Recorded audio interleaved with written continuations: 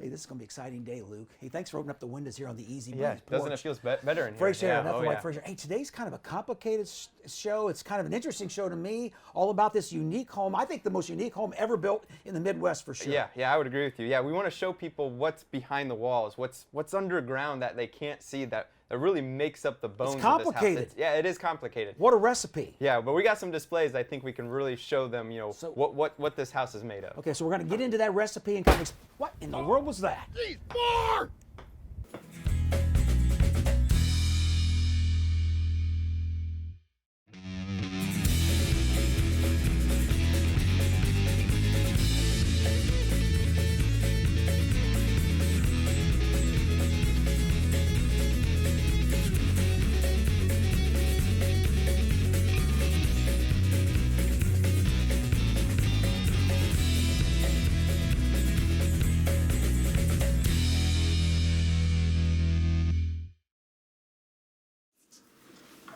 You missed a spot. You better get this clean. This is important here. Come on. Over there. Come on. Boy, you don't do this much at home, This do is you? like really special here. No. Well, there's our golfer, Joe. What were you thinking? I wasn't thinking, I was just practicing. I can understand the I put the practice. Easy Breeze windows down. Oh, You almost killed us. I believe this belongs to you, sir. I'll take that. Thank you very much. Sorry, guys. Hey, welcome to Between the Studs. I'm Lonnie Norris. This is the Granite Ridge team and Tony Ranke, our president. We're glad you've joined us today. Between the Studs is all about new homes, construction processes, features, trends, furniture, things that make up today's new home. And we're out here at the Next Step Home. Got an exciting show planned. Tony, tell us a little bit about today's show. You know what? We've got the show called Between the Studs, and we've been centering our program this season from the Next Step House. Now, a lot of people have been asking, what does Next Step stand for? So I thought I might explain that first. STEP is smart, technology, energy, performance. So STEP. Anyways, what we'd like to do is we've got a lot of questions about how and why this house is so tight. So you and Luke, Lonnie, why don't you guys go talk a little bit about the structure? The secret recipe? envelope. Okay. And this is going to be a hard one, so try to figure out a good way. As long as Joe's not golfing, I think the displays are still We'll be okay. safe. Okay, we'll do it. Joe and I are going to go ahead and we're going to talk a little bit about the windows. We've got triple glazed windows here, Joe. True. So this is going to be a little complicated for people to understand. And I think there's something called, besides argon in it, it's called, Krypton. that'll be fun for you to see that segment too. So let's get our segments ready. We'll All see you in right. a bit. Here we go.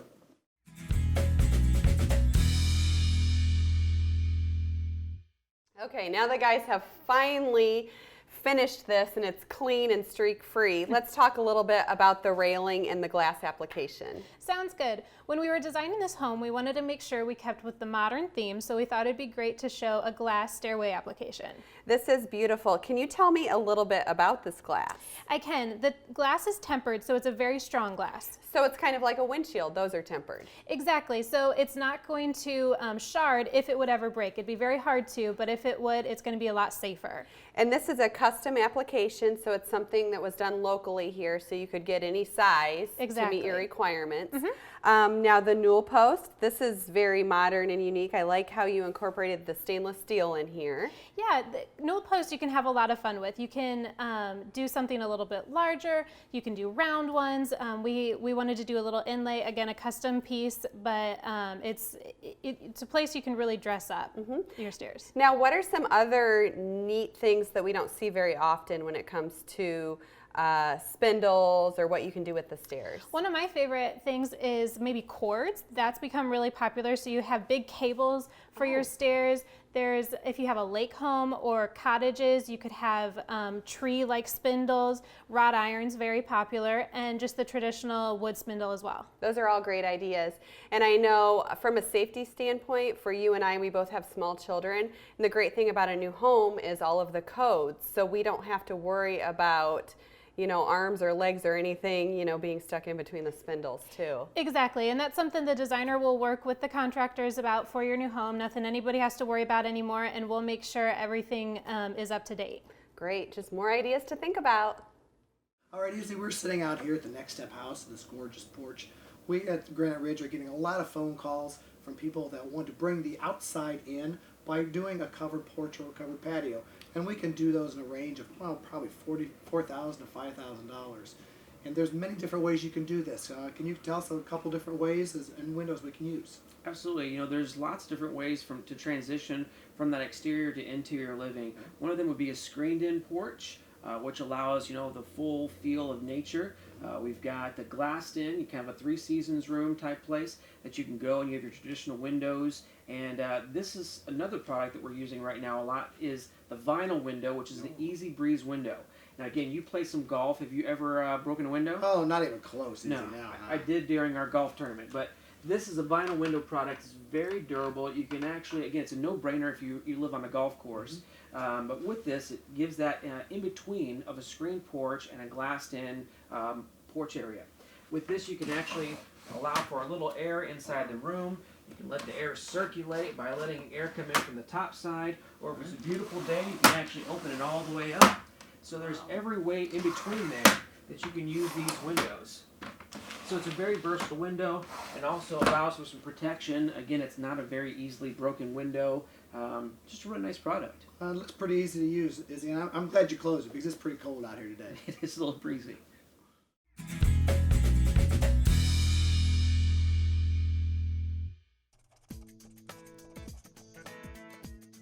Granite Ridge Builders has hundreds of floor plans to choose from, all of which you can custom design to accommodate your personal needs. But what if you have your own plan or ideas? That's okay.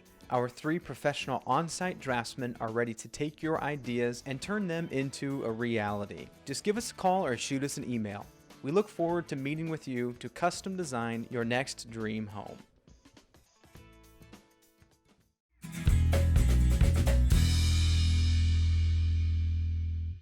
Did you know our next step home here on Flutter Road is like an insulated bottle? It helps maintain the temperature you want on the inside, no matter what the temperature is on the outside. So what that's saying is obviously the walls are very important, but a very big component of the walls is the windows. True. So that's what we're going to talk about today is windows. Now, we've got a quiz. You guys know where the word window comes from? Clueless. An idea? It's kind of interesting. Well, back when they were starting to build houses, they needed some ventilation. So they would cut holes into their walls, and therefore there was a wind hole, which now becomes our word, window. That makes a lot of sense. Well, Joe, let's go back a little bit past historically. When America was founded, we primarily had 2 styles of windows that we would put in houses. What were they? Sure. We had a double hung. That's where the 2 sashes, one would open, the other one could open too, double hung. They also had casements where the whole sash opened and closed. Interesting. Well, let's go back into the 1700s, and one of the primary styles was Georgian style. Now, Lovely style. this is a good one for our audience. How can you tell how early that home was built and how late that was built based on the grids? If you would take a look at the grid pattern and the size of the glass that was in there, the smaller glass is from a much older home and window. They weren't able to make glass in very big sheets back in those days. Okay, so they'd take small panes, they would cane them together, True. and that would become the window. Interesting. So now you can tell which home was a little older and which one was a little... Just by the size of that glass, exactly. Okay, Granite Ridge normally puts an Anderson window in our house. So I thought, Joe, you could do this for us. Explain to us what the Anderson window is and what it does. Sure, absolutely. We always install a standard, an Anderson 400 series high performance window. Anderson makes a 400 series, a 200 series, and a silver line. We always start with the Anderson 400 series high performance window. What makes that window a high performance window is a lot of the features they incorporate into it. For example, between these 2 panes of glass, this is hermetically sealed, so the argon gas inside here will not escape out. Argon gas is an inert gas, heavier than air, and acts as an insulator. As another coating of insulation, Anderson puts inside there a coating of a low E film. Low E film wants to reflect heat back to the side heat is coming from. Okay, now will that help us in fading of our carpeting and furniture?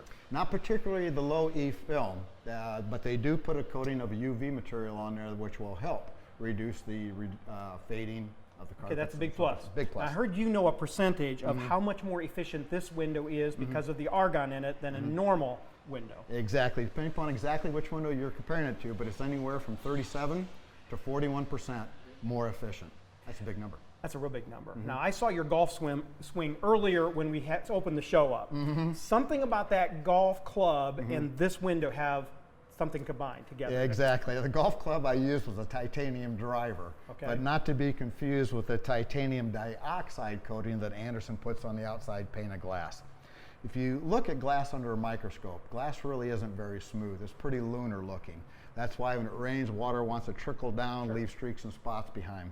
This titanium dioxide absolutely smoothens off that glass. So it's going to be an odd look. On a rainy day, rather than that water trickling down, it sheets down that glass. And that sheeting water has a tendency to take a lot of dirt with it and leave virtually no spots and streaks So behind. you're saying Luke and I don't have to ever wash a window again? Ever's a big word. You will notice you're washing this window a lot less often than your old window. That's too bad. I Yeah. thought I was going to tell Karma I didn't have to wash windows again. Well, maybe get Carmen to do it. So it is a really, really big advantage. Now, I also heard that you do one other thing on Anderson windows. All of our homes, there might be some, let's say if you're doing a brick house and you've got that window there, there's some of that mortar that might fall on that window. How do we protect our windows all the way through construction? That's really important. Anderson puts a coating of a removable film on top of this window. We know mortar's going to get on there, the paint might get on there, and who knows what other construction dirt gets on there. When the house is complete, we can just simply come by, peel that off. We've protected that titanium coating now through construction. And that's amazing. True. So you would probably recommend this window out of all the window brands that you've known. Every single time. Yeah, so we didn't put a very, very good window. That's Anderson. Now, Yeah. here at the Next Step House, we tried to make this even more efficient. Luke, would you explain a little bit about the difference between our Anderson window and then the new one, it's the gel one? Yeah, so like Joe mentioned at the beginning, we paid a lot of attention to the structure of this house. We wanted to make it like that insulated bottom, and we needed to take our windows that next step. So you mentioned this is a dual pane, that's our standard. We actually did a triple pane here at the Next Step House. Wow. So between pane 1 and 2, you have that argon gas, just like our Anderson windows, but between pane 2 and 3, we did krypton gas. Ooh. Now, krypton gas is heavier than argon gas. Now, the reason you don't hear that in windows very often is because it's very expensive. So, but this gives us an R5 in our window, which is an exceptional value for a window. Absolutely. Now, what's a normal Anderson window? It's around an R2.5. Double the insulation. Yeah, double the insulation. So, and this still has all that low E built into it. So it performs just like our Anderson window, but it does give us that extra pane and that additional R value. One other big thing I want to point out here is you can see this is a cutaway of both of our windows, our Anderson standard windows and our gel. This is a Geldwin triple pane window. So Anderson versus Geldwin. You can see this is a vinyl window and it's hollow inside. The Anderson is also vinyl. It's vinyl cladded and it's extruded from one solid piece of vinyl, and then it's got wood in the middle. So it gives you the benefits of a vinyl window, but the strength of a wood window without the chance of that rotting out. To learn a little bit more about the differences between these two windows, come on out and see Luke. He's going to be here every Sunday on Flutter Road from 1 to 4, Luke. Yep. Come on out. Please do not pay any attention to the road closed signs at either end of Flutter Road. That's because they're doing construction way down here. It's wide open, the road's paved. Come on in, see Luke. Or if you want your own personal tour, give us a call. We'd be glad to bring you out here and have a one-on-one with you. Now, Kayla, when you're building a new home, one of the big decisions when it comes to selections is what kind of style are you going to go for in your home. This home here at the Next Step Home is very simplistic and contemporary. Can you explain what you've done with the trim work and the interior doors? Definitely. We wanted to get this house to be a little bit more on the modern trend set because that is where things are going now. So we decided to do very simple trim, just very straight, plain base and case, and we did very simple doors, just a one-panel door as you can see over there. Now what really changes the look of it is the door is a dark color, which is really popular right now. That is unique. I've even seen people do black doors and painted trim. Now, when it comes to what's more popular, we get asked a lot, you know, should I do stain trim or painted trim? What do you typically see? Painted trim is definitely more popular, but stain trim is very classic for the right buyer. But I would say right now, 90% of the homes that we build have painted trim. And that gives you more flexibility with your room colors because you can choose a bold color and it will go with the trim just fine. Exactly. Another thing to consider is the type of wood that you're going to be using for your base and case and doors as well. There's poplar, pine, pre-primed. It all makes the stain look a little bit different, and so make sure that you pay attention to what kind you prefer. We've even seen some homeowners do walnut, which is very costly. It is, but it's gorgeous. Now, Kayla, a lot of people can't decide. Maybe one person likes painted, one likes stained. They can't decide. Is it okay to do a little of both in your home? Definitely. We actually did that in this year's parade home. The foyer and entry was painted, and then we stained the great room, kitchen, and nook, and it's wonderful. It just depends on how your style is and how you can blend both of them together, but it works beautifully. We've even seen some homeowners do a stained door with painted woodwork, and that's great too. It is. You have so many different variations, and that's what the decorators at Granite Ridge are there to help you with and how to pull it all together. Now, Kayla, in this home, there is a really unique door. Can you describe what it is and where it is? There is. It's actually right behind us. It's called a jib door. So the jib door is a really awesome door. You can also consider it a hidden door. You see these a lot in movies where people would sneak through different rooms and you didn't know where they were. And it's really cool for this kind of application, something unique that people probably haven't seen for a while. Well, this is great because you may have a room with a lot of doorways. So this helped make this doorway more usable because it's storage. And it's also a good idea. Here we have a half bath, but you could have maybe a safe. Maybe you have a gun safe, something you don't want people to know is back there. So that would be a great application. It is. I've also seen stairways going up to bonus rooms. It can be a really awesome secluded place that not everybody necessarily knows where it's at. Well, what a great idea.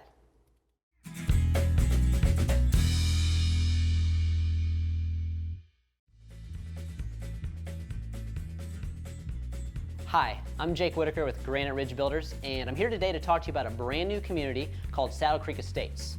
Saddle Creek Estates is located in Grayville, Indiana, and it's in the Leo School District, and the streets are actually in for Section 1 right now, so please come out and see us. Now, there's been a little bit of confusion when people are driving out there. There is an existing house that was originally there, and I'm kind of working out of that right now. I'm out there every Sunday from 1 to 4, or give me a call and I'll meet you out there anytime. Did I mention it was Leo Schools?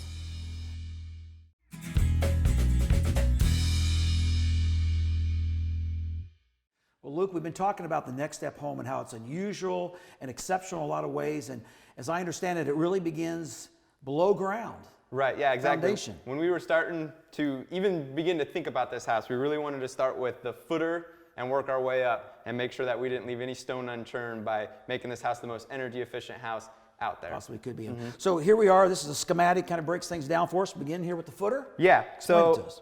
we have 3 different pours here. So we got our footer, then this Okay. is our basement wall, and then this is our basement slab.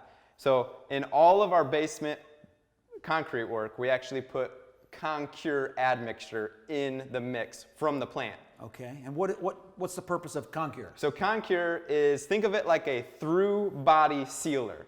Concrete itself is very porous. There's little capillaries that water can actually run through and can actually go from one end of the wall to the inside of the wall, which we don't want to happen. Right. So Concure actually seals up all those little holes and capillaries and makes it so that water cannot go from either groundwater or condensation cannot go through this concrete. So it makes it non-porous. Okay, now I've looked at some basement walls before and actually have seen moisture or evidence of moisture or even beads of moisture. So you're saying we figured out a way to stop that from happening. Right, well we actually did 2 things to stop that from happening. Some of that could just be that the water's running through the capillaries, okay? You've seen people spray the black tar on the outside of the wall. That's one way to do it. We did that and the Concure in this house. The basement is one of the most susceptible places that have moisture come into the house. So the Concure stops it from traveling through the wall, and then we put this foam board on the outside of the wall. That's very unusual. I've never seen that before, except for out here. So this goes right on the concrete footer all the way up, Sets on the technically footer to the roof. It goes all the way to the roof. We continued it all the way to the roof. First floor as well. Okay. Yep. How thick is it and what is it? So it's under the slab, it's 2.18 inches thick. So it's about an R11 by itself. Wow. Okay. Yeah. So that gives us a complete thermal break. So you mentioned you've seen, concrete walls on the inside have that. It looks like there's evidence of water. Right. Well, some of that may just be pure condensation, like what you see on windows. Sometimes when Okay. it's really cold Okay. outside, Okay. you hit the warm air hits that cold Right. wall and condensates. Well, this keeps that wall warm and really eliminates that condensation happening from the inside of the wall. So our thermal break literally begins on the footer all the way up to the roof. Right, of and this house. and then we bridge the gap here, Okay. and right here, there's actually another 3/8 inch insulation that we put here So it goes down to the footer on the outside, Okay. and then we pick right back up with that thermal break on the inside. This being the basement floor then, Yeah, right? this is the Okay. basement floor. Okay, wow. So now, down 9 feet in the ground, it stays about 55 degrees temperature-wise, Okay, ground. okay. So it's not a huge change. But it helps, But sure. it does help. That's why we stepped it down to 3/8. But putting that right there, and then this continues all the way to the other footer, Okay. where it picks right back up with Wow. the R11 on the outside. So for our basement is completely wrapped with a thermal break. Okay, and what are these down here? We might as well catch the Yeah, tiles. absolutely. So these are our drainage tile that Okay. runs all the way around the perimeter of the basement wall, The inside outside and and outside. inside, okay. Yep, inside and outside, and then they all run back to our sump pit. They're tied together? They're tied together periodically, Okay. and any of that water that, when we dig a basement, we have about 3 foot of overcut. Mm-hmm. When it rains, and then with the roof, the downspouts, all that is coming, a lot of water right there around our foundation. Okay. That water will run down that wall. It'll find that tile.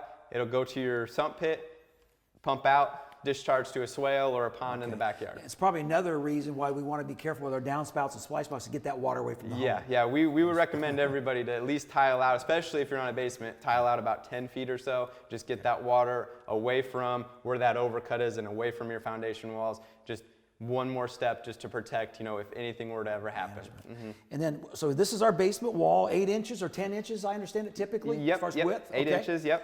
And then what is this blue material? You can see it over here on the side. Yeah, so anywhere where the wood meets concrete. We try to level concrete out as much as we can, okay. but there is some dips. We can. put a seal sealer in there, Okay. and then we tighten down the bolts, which really compacts that seal sealer see. Okay. and gives us a nice seal. That way it stops from potentially bugs or water or air infiltration, so Okay. it serves multiple purposes. So that's part of the Granite Ridge way of doing things. I know we do a blackjack bead Yeah. as well. Yep. right? So what this display doesn't show is on the outside and inside we do a bead of blackjack blackjack. or some sort of sealer. Just again, Kind of a triple seal exactly yep. approach. That's really interesting. I think we're going to move from the basement, the foundation, on up through the walls. Yeah, right? yeah. First, we're going to send it to Kayla and Elizabeth. Okay. When we come back, we're going to be talking. So this was all below grade. Then we're going to be talking about everything above grade. Great.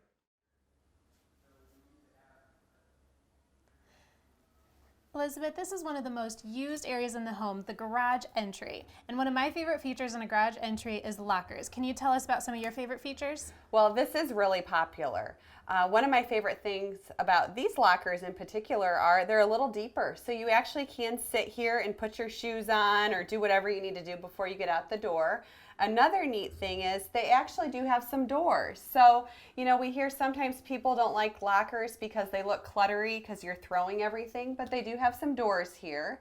There's also cubbies, so you can have baskets, but a great place to hang your coat. And I know you did one really special thing on the front of these lockers. We did do a really unique thing with these doors. We actually put a clear, dry erase paint on it. So instead of a plain door, you can actually write messages and write your grocery list, your kids' chores for the day, but you hardly see it. So when guests come over, if you don't want all those messages and messy chalkboard to be shown, you can erase it all and it looks just like a normal door. What an awesome idea.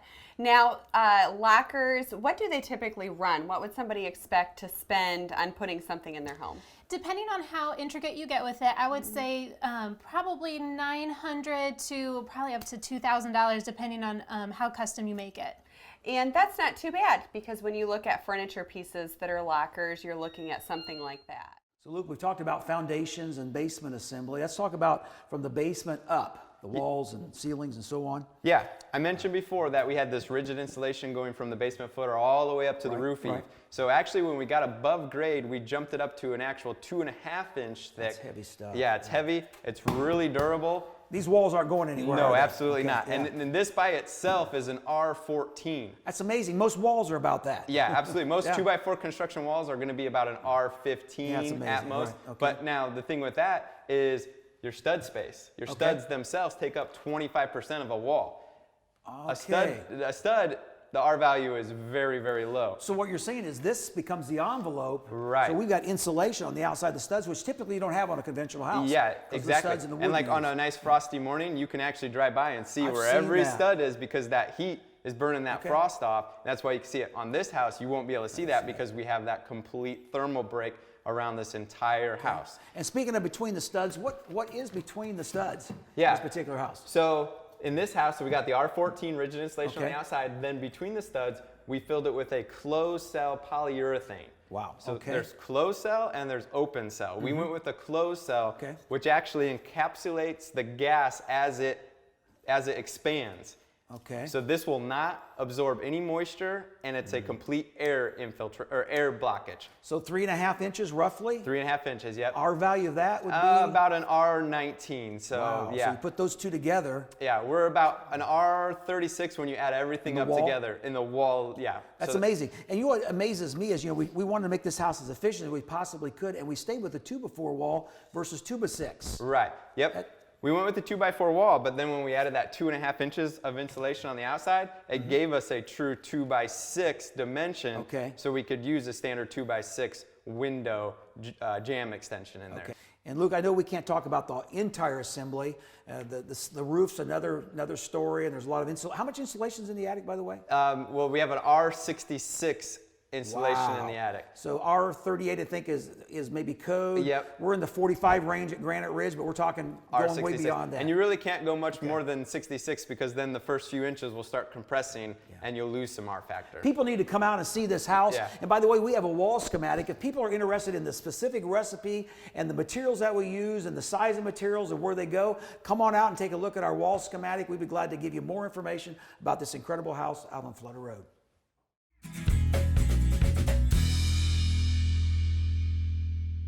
Joe, I think it's time that we wrap up this show today. If we could find our colleagues. Yeah, I'd like to know where everybody I don't is. know where they're at, but, Yeah, but have we exactly. touched base or talked about everything? We should probably talk a little bit about that road close sign, maybe. Okay. Where'd you guys come How'd you from? guys get in here? Anyway, that road close signs there, they can still You're get right. in. I We're think on we Flutter can talk about Road, that a little bit. and we're out here on Exactly. Sundays 1 to 4, 1 to and 4, people can yep. come out. And also, we use this show for special. Holy cow! I Where'd think you that's guys come from? I We're thought getting there was- closer. I don't know, but Anyway. yeah, we use this. We use the home for special activities. People can come out and bring their own office out. I think they should know that. They Schools can come out. yeah, holy cow! Well, I guess. How'd you guys? I guess we can close. Let's Thanks wrap for it. joining us today. It's been fun. If you have any questions about the show, visit us at the website or the phone number noted on the screen. Yep. If you'd like to know a little bit more about who we are, what we do, and why we do what we do so well, just walk in our front door. We'd love to meet you, greet you, talk about it. Come on out. Just don't play golf with this guy. Oh! So instead of your plain doors, you actually dressed up a little bit, write messages to the family. You can have your grocery list on there, and hi. Thanks a lot. We were on a roll, man. Got it, nailed. Here somewhere? Yeah. I don't think I'm really going to hit that ball. Why not that way? You think it will?